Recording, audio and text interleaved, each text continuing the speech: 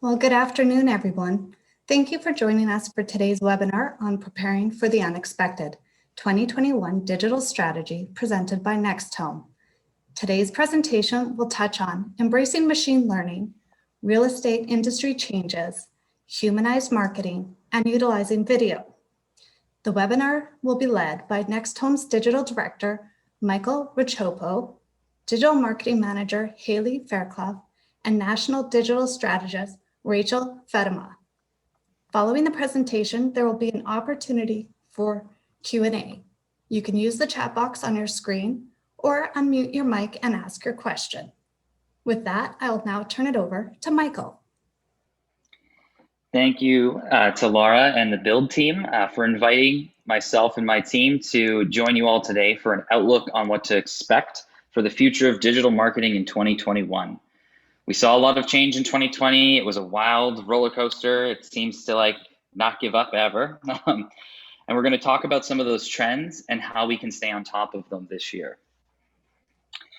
A little quick round table of intros, leading off of Laura's. I am Michael Racioppo, the Digital Director of NextHome. I love pinball, pizza, cartoons, and I am the dog dad. My name is Haley Fairclough. I'm the Digital Marketing Manager at NextHome. I'm a sci-fi geek and foodie. I love travel, reading, and video games, if you couldn't tell by my fancy headset I'm rocking today. And I'm Rachel Feddema, Digital Strategist. When I'm not in front of a laptop, I enjoy hiking, camping, baking, and spending time with my dog. So a little bit about NextHome.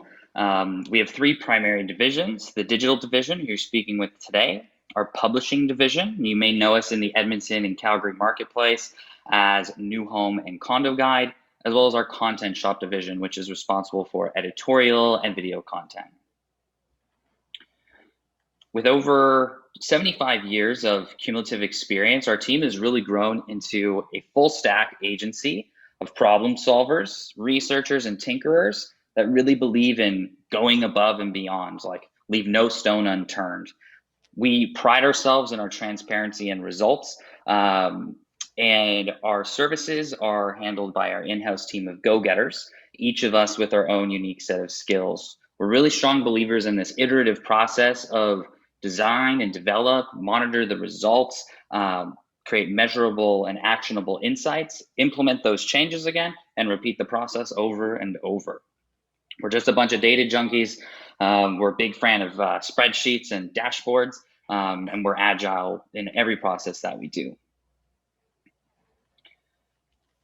The roadmap for today's meeting is going to include embracing machine learning. That's going to talk a little bit about how it works and why you should adopt these tools into your digital marketing campaigns. Basically, how do we get these robots to do our bidding? We're going to talk on the industry changes that we've seen occur. We're going to talk a little bit about Facebook's new ad policies, as well as that iOS 14 policy update that came to Apple recently, and the cookieless future of how these products are basically going to still manage to measure our results. 2020 was definitely a year where we knew the human touch element was something that was still very important to keep in our business and in our marketing, and to do it authentically. So we're going to talk about that, trends in diversity and brand activism, and that increasing need for human connection, especially in this virtual world we're in. And we're even going to talk about influencers, how they can help you achieve this too. And finally, we'll wrap up with a little bit of video. If you haven't really jumped on video too much yet, we're going to still jump on to how you can create video content that's super engaging, that will perform really well, and some tools that can help you tweak those videos as well to make them super impactful. So I'm going to start us off with our first tip: embracing machine learning. These days, we're seeing a lot of new products and tools in marketing that utilize machine learning to improve their performance. And what is machine learning? This is a pretty big buzzword these days. It's the use of algorithms and how they allow programs to improve themselves through experience. So we need to give them a goal, like what is our desired outcome? Do we want to generate a lead? Do we want to click through to a website? Do we want somebody to watch our video? Then we need to provide them that data and access to it. So are we measuring basically how can we track those leads? How do we track those video views? And then we need to give them time to learn and figure things out. So basically just feeding that data funnel. The more data that we're able to provide, the better chances it has on improving itself because it's able to identify those patterns. All major digital advertising platforms, from Google and Facebook to even Snapchat, have tools that are powered by some form of machine learning, and it's really part of their cores, whether it's organic content, like how YouTube tells you you might be interested in this, or how you can discover new Instagram accounts, as well as the ad content. We recommend embracing these features as early as possible so you can jump on that data before everybody else is trying to buy it up too. And why are people shying away from this? Are they scared of the robots? The main reason we've seen people hesitant to adopt machine learning is kind of old habits die hard. Traditional marketing, revolves around a lot of static components. We're working with a single set of images. These images don't move. Or if we're working in TV or radio, we're dealing with specific ad creatives, and we don't really have this data endpoint to really give us any solid insights. So you need to be way more flexible with your creatives and give these tools that Google and Facebook have what they want in order to learn and function effectively. So how do we use this now in our campaigns? I'm going to go over a couple of tools that we've embraced at Nextome for the benefits of machine learning, and we do encourage you all to experiment, do the same, ask us questions if we can help out. The first low-hanging fruit here is Facebook and Instagram automated placements. I'm still seeing campaigns where people focus on Facebook advertising separate from Instagram, and they aren't embracing that they're the same company. So this graph up here shows just the difference of how the campaigns perform differently when you set up your Facebook campaigns to now use both Facebook, Instagram, and Facebook has third-party audience partners that display Facebook ads as well. So you can run the ad across all audiences and all placements versus only on the specific platform. So on the left-hand side, you can see the cost of conversion or cost per lead was about $4 because running it only on 2 of the available placements. Or you can run it across all of them, and Messenger is also included. Messenger is a growingly popular messaging app, and Facebook just pushed out all the messaging. Your Instagram messages and your Facebook messages are all in one place. Is a really powerful way to maximize efficiency across everything in their platform. Google has responsive display and dynamic search, which is very cool when it comes to creative optimization. Responsive might be a term that you've heard used in websites, where the website will automatically look good depending on your screen size. So whether you're on a laptop or on your phone, the website automatically will resize itself to fit your screen. The ads work in a very similar way, where depending on the screen or website you're on, they're always going to look good. So you don't have to worry about creating so many different ad sizes for so many different placements. Beyond that, responsive display and search allow you to input multiple pictures, multiple texts, and it's going to use the algorithm to play with those combinations to come up with the best results. Versus traditionally, you have one image with some text on it, and that's just how it's going to go. Where in this case, you're able to basically kind of Rubik's Cube, roll the dice, change the combinations, and when Google finds the winning ones, it's going to continue to display those to your users. Similarly, in search, you have that same idea with Google, where you can give it various bits of copy. And in fact, they have another layer called dynamic search, where it will take exactly what a user puts into search bar. So if they say new homes in Edmonton, it will automatically put that right into the ad. So that user basically goes, oh, this is exactly what I'm looking for.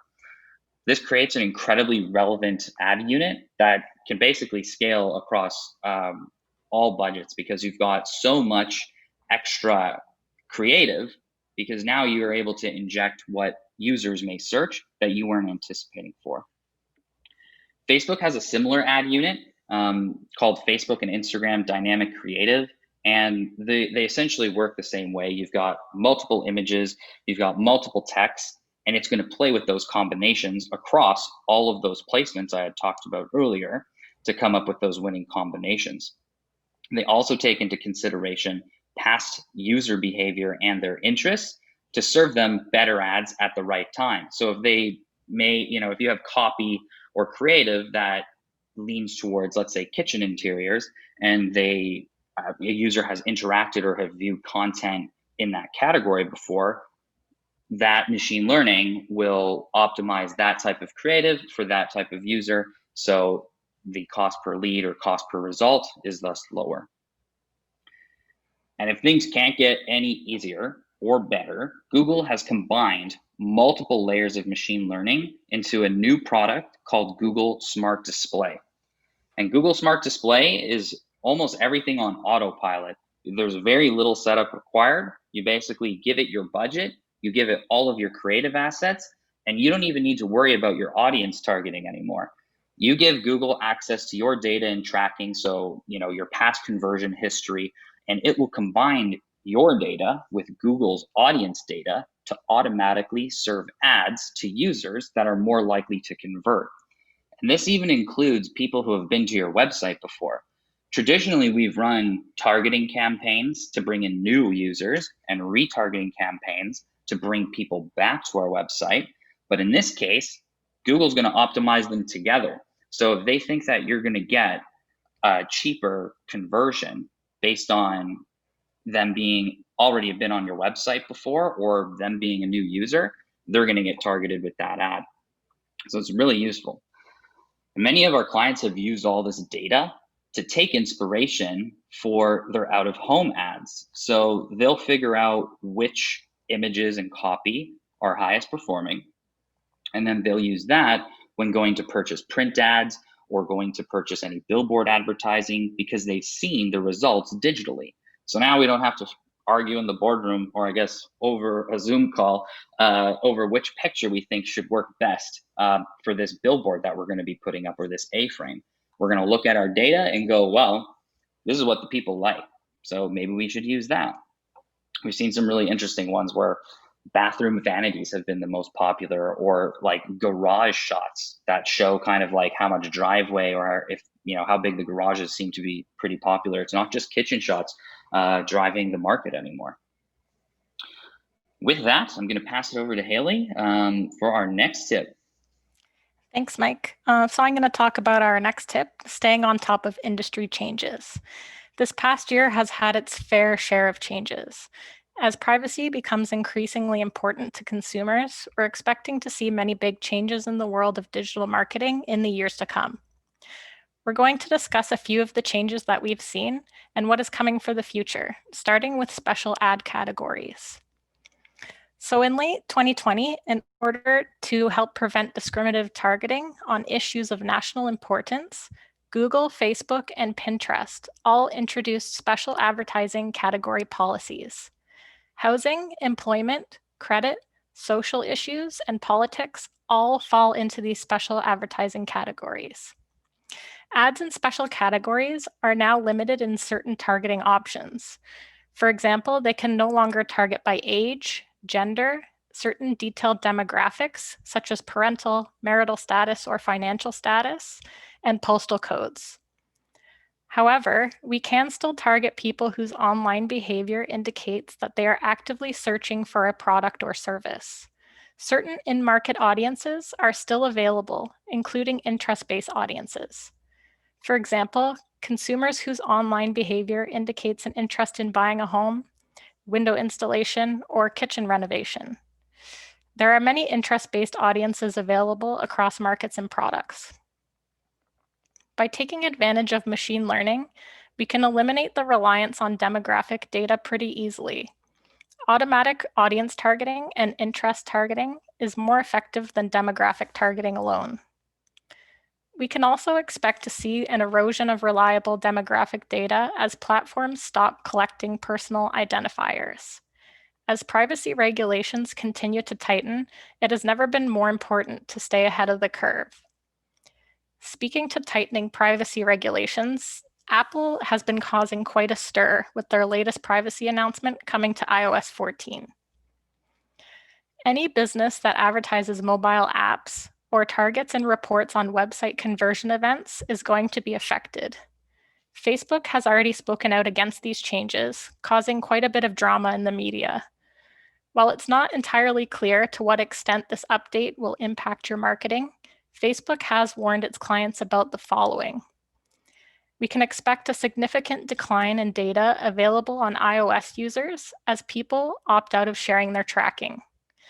They're going to start seeing pop-ups on their iPhones as they open apps, as the one displayed. Reporting will be delayed, so we'll be waiting longer to understand what works. The attribution window has been reduced, meaning that we don't have as much insight into our customer journeys that span more than 7 days, whereas before, we could set an attribution window of 28 days. This is a concern for businesses advertising products with longer customer journeys. As you know, if you're in the market for a new home, it takes longer than 7 days to make a decision. Not as many website events are also going to be reported, only the events ranked most important, giving less insight into the steps customers are taking on your site before they convert. With the update set to be released in early 2021, it's something we're going to watch closely, and it's important to have on your radar. After going over all these changes, we can't not discuss the largest change coming in the near future, the cookie apocalypse. So currently, a majority of digital advertising relies heavily on cookies to keep track of unique users along their purchase journey. We've all seen that pop-up banner every time we visit a website asking us to agree to cookies. However, Google has announced it will get rid of third-party cookies by 2022. And this kind of announcement is not new. Other tech giants like Apple and Facebook have all committed to abolishing cookies. And in fact, Safari has already done so. This leaves marketers in a difficult situation. It will require large shifts in strategy and a good first-party data strategy to be ready for this monumental change. But the future is not all doom and gloom. And Google in particular is offering help for this transition in the form of Google Analytics 4. So with shifts in consumer behavior and privacy-driven changes, the current approaches to analytics aren't keeping pace. In response, in October of 2020, Google released its new analytics property into beta, called Google Analytics 4. Google Analytics 4 uses machine learning at its core, and they've built in a new feature that will automatically summarize helpful insights on your website visitors. It was built with a privacy-centric design, and it gives a better understanding of your customers across devices and platforms without relying on cookies. While it's still in beta, you can set up a Google Analytics 4 property to run alongside your current universal analytics. Getting this up and running early will ensure you aren't missing out on any data, and it'll better prepare you and your business for the cookieless future. Is it leads you're looking for? If so, we have the hot new Google product for you. The newest Google Ads product is Discovery Campaigns, released in spring of 2020. Discovery ads are display ads that can be used to connect with customers in the feeds on YouTube, Discover, and Gmail. And Discover is that Google app where you can use to search Google, and it also displays all of your news results. These ads are ideal for businesses looking for consumers in the mid to lower funnel. They're specially designed to increase traffic, generate leads, or drive sales. Discovery Campaigns offer responsive and carousel ads that are native to the platform and very visually striking. We've seen really good results so far with Discovery Campaigns. And since they rely solely on Google data from users who are signed in, they will become a great option for the cookieless future. Across all 3 Google-owned platforms, Discovery ads have a reach of up to 3 billion customers. And now I'm going to pass it back to Mike to discuss our next tip. Thank you, Haley. Humanizing your brand. With fake news on the rise in 2020, consumers' trust in what they see online has been steadily eroding. More than ever, people value the truth and transparency over perfectionism in marketing. I think we all saw a lot of like, we're here for you ads near the beginning of the pandemic, and every single business was pushing it. Did it really feel that authentic? Ads that are transparent about what they are selling perform better and are more likely to pique customer interest. Most users today have grown up in a world that's just super saturated with advertising. We've been sitting in front of a TV, kids are just given iPads as babies now. They know what ads look like. So it's really easy for people to discern what real images are from stock images. Ads with stock photos are consistently seeing less engagement at a higher cost per click, and you can check out one of our case studies for that. And due to the increasing preference of authenticity, that is what is driving this change. Consumers will be more attentive to those slightly imperfect photos or videos, even if they're shot on just your phone versus, spending all that money on expensive camera gear. Keep it real, but don't fake it, because consumers really relate to an honest and human brand. There was one study here where a moving company, and I think we've seen this stock photo many times, especially in a renter's guide, one of our own magazines, where there's a family and a bunch of boxes, and maybe the kids popping up from one of the boxes. So a moving company got rid of that type of photo and instead started advertising with real pictures of their team, not paid actors or actresses, and of their actual truck. And they saw a 45% lift in more quotes in their digital marketing. Back to Haley. So our next topic within humanizing your brand is diversity. Consumers expect brands to be inclusive and reflect the reality and complexity of their lives in advertising. People are more likely to consider and even purchase a product after seeing an ad they consider to be diverse or inclusive. The Black Lives Matter movement has already impacted purchase behavior, with 40% of individuals within the racialized community saying they've changed brands to support the movement. Canada's racialized population is expected to grow to 14 million people within the next decade, and that's a lot of spending power. Millennials and Gen Z value diversity more than any prior generation, and they are now a key home buyer demographic, with the oldest members of Gen Z now 25 years old. I know it seems crazy, but it's true. Those Gen Z babies are growing up. 2021 will also be a year for brands to take a more holistic approach to inclusion. This includes not only race and gender, but also extends to those with disabilities. People with disabilities are severely underrepresented in advertising, and 1/5 of Canada's population suffers from one or more disabilities. Now is the time to make sure you're being as inclusive as possible with your advertising. You can even consider consulting your own team for multiple diverse angles on how to make your ads more inclusive. In regards to diversity and the coronavirus pandemic, 2020 was a big year for social activism, and 2021 will be an important year for brand activism as well. But a tip before you go out and just take a stand on an issue: make sure this is an issue your business is actively supporting with action. Throwing back again to those COVID-19 "we're in this together," which I'm sure you all saw your fair share, most of these ads were perceived negatively by consumers. What some brands did that resulted in a positive response was to speak to what they're doing to help. Calling back to being authentic, consumers want to know that brands are actively supporting the issues they care about and not just using an issue as a sales gimmick. Also, make sure that the issue aligns with your brand's values. Then you can start to take the steps to actively participate before taking a public stand. Keep in mind, when you do take a stance on an issue, people appreciate an empathetic and timely response over a delayed and professionally polished one. So even though we've seen a huge shift to business online throughout 2020, people still want that personal touch. People are now searching for virtual ways to connect.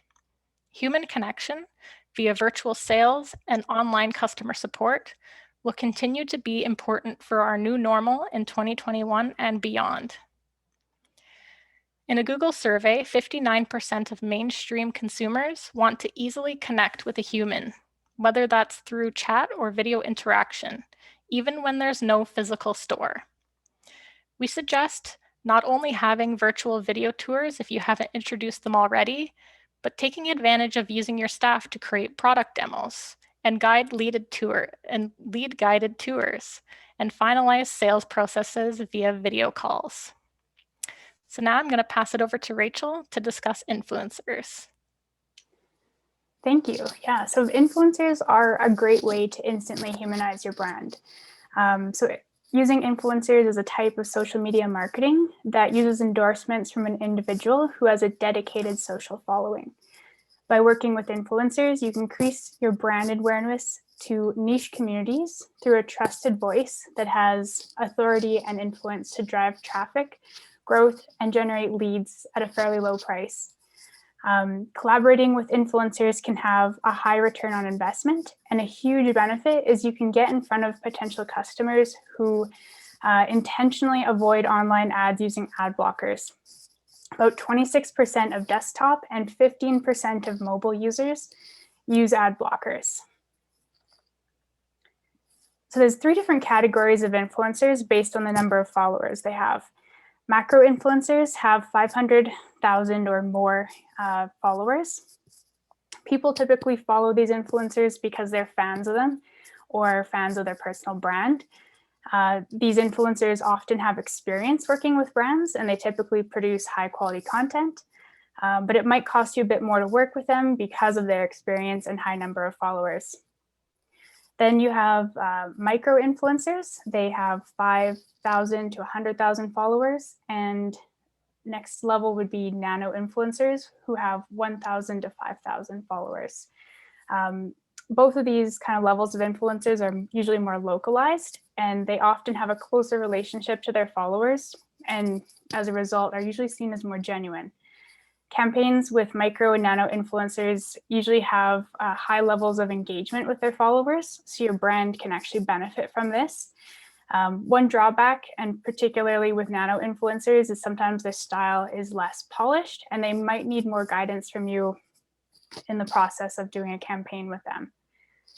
So you might think that more influencers is going to equal, more followers is going to equal more influence when you work with one of these influencers.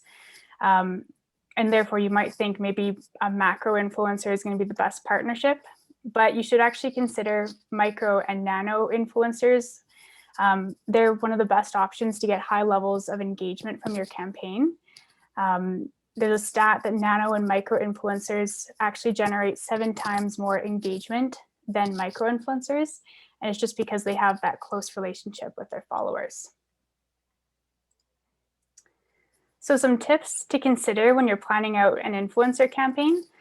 Influencers can create this high quality, engaging content for your brand, and you can arrange permissions in your contract with them for you to be able to reuse that content in other places on your website or maybe your own social media platform and campaigns. We'd also recommend consider using influencers to promote special events and promos. We might often think of influencers exclusively promoting products like an energy drink or a makeup product, but they can also promote experiences with your brand. If you have a show home or a product showroom, you could invite an influencer to take a tour with their family and document that experience. And finally, it's really important to find a good fit for this kind of partnership because the influencer is going to be representing your brand. So allow yourself enough time in this process to find the right partnership. And that takes me to our last tip here. Number 4, take advantage of video. If you're not already using video in your creative strategy, you should definitely consider it. Video has become increasingly important in marketing year over year, and because of the pandemic, these trends have accelerated beyond previous predictions. And there's research from Google that watch time for YouTube viewed on TV screens grew 70% year over year in Canada in 2020. So this tells us that your online YouTube ads are expanding beyond laptops and mobile devices. They're also being seen in people's living rooms. So it's a really good time to kind of get in on this trend. So what do we use video for? We're looking to capture attention and inspire. Video is the most effective format at capturing attention, and more than ever, people are looking to video for inspiration. And there's a higher level of engagement and recall on video. Viewers retain 95% of a message when they watch it in a video compared to 10% when reading it in text. So I have some tips here to keep in mind to help make your video campaign as successful as possible. The quality of the video really is going to impact the success in your campaign. The first one being design your video for mobile devices, because that's where a majority of your content is going to be consumed. This means using tight framing when filming your scenes, so your subject takes up a majority of space on the small screen, so it's going to be more eye-catching and engaging. And if you're producing video for a social platform like Facebook or Instagram, use a vertical or square aspect ratio. Most people hold their phones vertically, so you'll cover more of their screen that way. So for the next few points here, I'm going to use some video examples to demonstrate. The first one here is introducing your brand within the first 3 seconds of the video. It's important to present your case very quickly because you'll lose the audience's attention otherwise, and you won't be able to deliver your point. And videos that have a strong brand presence within the first few seconds have increased recall. So we'll watch an example of this here. Use bounced dryer sheets for static cling? No. Billy!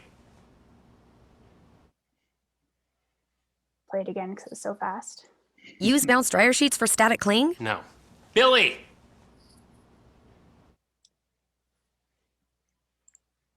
So within the first few seconds, they were mentioning the brand Bounce, and they got to their point very quickly in a really fast ad. Use bounced dryer. Oh, there we go. The next one is to use one clear message. When you do have a shorter video, you don't want to be confusing your viewer with multiple calls to action. So we'll pull up an example for this one. I can't tell, love is everywhere. I can't tell, love is everywhere.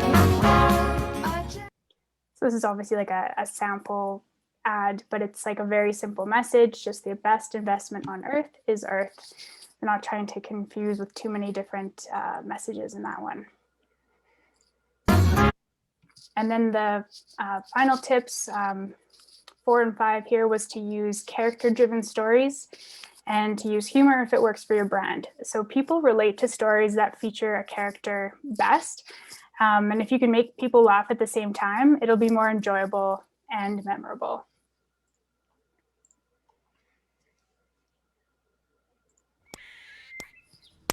Did you know that the wrong mattress protector can ruin the feel of your mattress? Hi, I'm a mom, one of the hardest jobs out there. This is Junior. Junior's a sweetheart, but he can wreak havoc on our mattresses.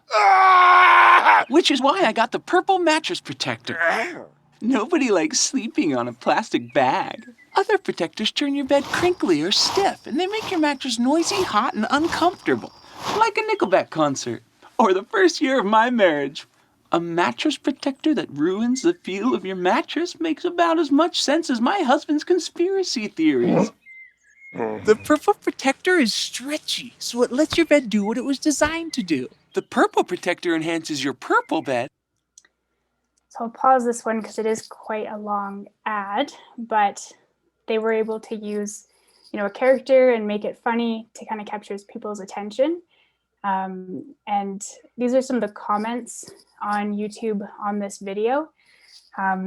It really responded well with people. People seem to actually enjoy watching it and, therefore learned about the product without really being annoyed at having watched an ad. So finally, just a few resources for you to consider when building a video. You might think I don't have, a Sasquatch costume or the budget for that, but video content doesn't need to be expensive or time consuming to create.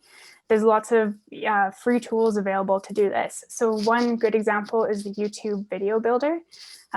It's a free tool. You just need to sign up for it through your Google or YouTube account.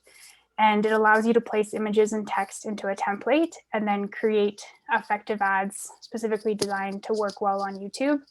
Facebook also has a video creator you can use within their platform, again, creating videos that are designed to perform well on Facebook and Instagram. And finally, you can consider using content from your influencers.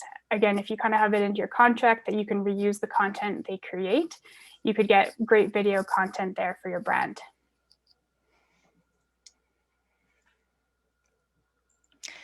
So 2021 is here, and I'm sure it's going to bring its own share of challenges. While we can't see the future, we can prepare for the coming changes that we know about. We can use new strategies and an ever-evolving set of tools to help us improvise, adapt, and overcome any challenges thrown our way. I know it was a lot of information, so we've summarized a few key takeaways here. Embrace machine learning and use the time and money you'll save to invest in new strategies and optimizations. Make sure your campaigns are up to date with the latest requirements for privacy compliance. Keep on top of ever-changing trends. Don't get left behind when the cookie jar is empty. Lean into authenticity, diversity, and human connection. When taking a stand on an issue, make sure it aligns with your brand and you have the action to back it up. Leverage influencers to relate to your customers on a whole new level. Video is aligned and ready to disrupt the marketing landscape. Take advantage of new tools to create affordable and effective video ads. Continue to test and apply all new learnings. Try testing video creative versus images in your next project's display or social campaign. And now I'm going to pass it over to Mike, and he's going to go beyond and answer any questions you may have.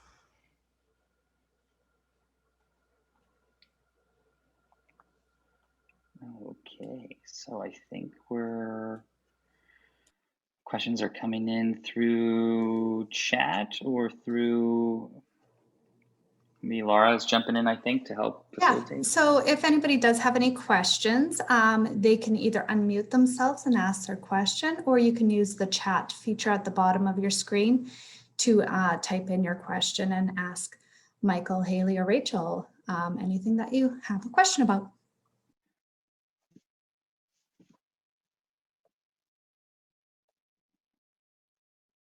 What about LinkedIn? Any video builders out there, or these tips that don't apply to that platform? LinkedIn is primarily B2B. And if your business is primarily B2B, I would say that does not put you out of the realm of utilizing video or influencers to any degree. I would say if you were looking at what an influencer is for B2B, those are obviously going to be your customers, I think, in some cases, where you can get testimonials from them. And I know, we put some of those on our website and stuff, but video testimonials are an increased trend where I'm seeing those in the marketplace. Vendor partners are also a place to go for influence and collaboration. Depending on the type of business that you have, if you are a product supplier and a renovator, then there's a really easy collaboration that can happen there. In the new construction space, I'm seeing it where an interior design studio may be the ones that are dressing up the show homes in particular, or which company did the kitchen, for example. And then on top of that, what are who are the suppliers and the products in there. So a video tool that would be specific to LinkedIn, I think the similar sort of rules apply. It doesn't need to be super polished video. I know a lot of people use LinkedIn kind of like Facebook. I see all kinds of funny stuff on there. Memes are definitely safe on LinkedIn. And you still want to keep your message sort of concise and to the point, introduce kind of the most important things in the first few seconds. So you could still use like, I guess like other video building tools. There's some free versions on your phone, even using like Instagram itself, or we're seeing a lot of people on TikTok create video content, export it, and then share that content in other places, because TikTok allows you to do all kinds of funny stuff with cutting video and overlaying text. Thank you, Tracy.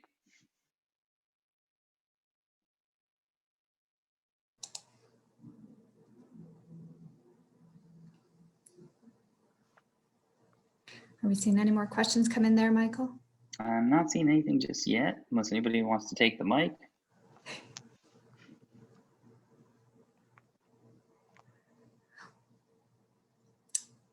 Well, I guess without any questions, I would like to take a minute to just say thank you once again to Next Home and Rachel, Michael, and Haley for providing us with some digital tips for 2021. We have recorded today's session, and Next Home has said that they would be sharing their slides with us. So you will find a link on our next newsletter to find this information.